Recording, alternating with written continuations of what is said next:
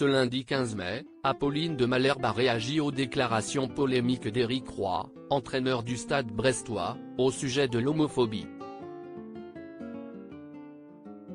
Sidérée, la journaliste est revenue sur le fond et la forme de ses propos dans sa matinale.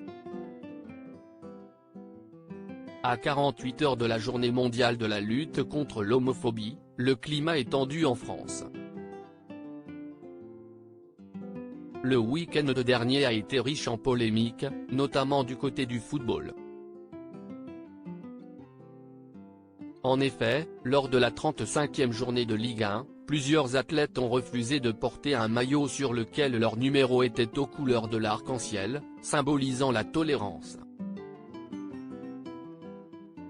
Ce dimanche 14 mai, les Nantais et les Toulousains, discrètement écartés de la pelouse avant la rencontre, ont été copieusement critiqués par la ministre des Sports Amélie Oudéa-Castéra, qui regrette vivement qu'il n'y ait pas 100% des joueurs qui jouent en France en Ligue 1 et en Ligue 2 qui ne puissent pas se retrouver derrière ce simple message de non-discrimination.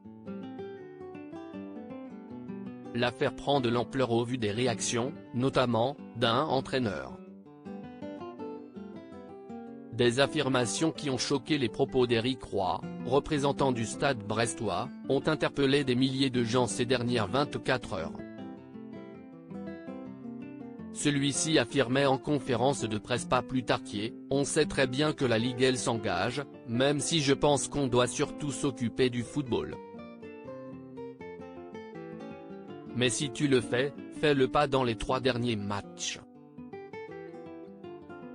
Personnellement, je ne suis pas content qu'à Toulouse il y ait 5 joueurs qui ne jouent pas parce qu'ils jouent contre Nantes. 5 joueurs qui ne veulent pas jouer parce que cette problématique les gêne. Est-ce que si est-il normal?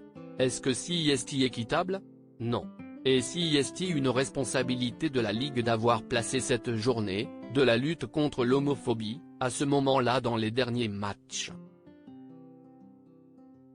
Apolline de Malherbe s'est indignée de ces paroles ce matin même dans son émission sur RMC. La présentatrice s'offusque de ces déclarations. La journaliste de 43 ans a trouvé que cette intervention est complètement délirante. Charles Magnin, l'un de ses chroniqueurs, a d'ailleurs précisé que ce n'est pas la Ligue qui a décidé d'instaurer cette journée à cette date-là, mais qu'elle se tient simplement solidaire d'une cause mondiale. Quand on écoute Éric Roy, on se dit moi, je veux bien une journée de lutte contre l'homophobie, mais il faut que ce soit en catimini, idéalement un jour où il n'y a pas de match. Si est-il vrai que ça ce serait vraiment pas mal, a rétorqué l'animatrice en tentant une imitation de la voix de l'entraîneur brestois. Elle s'est dite assez sidérée du ton employé par l'homme de 55 ans qui n'a aucunement remis en question l'action lourde de sens des joueurs écartés. Silhouette qui parle, je suis sidéré, la colère d'Apolline de Malherbe contre les propos d'Éric Roy en marge de la journée de lutte contre l'homophobie, organisée par la Ligue de football professionnel ce week-end. #ApollineMatin_pic.twitter.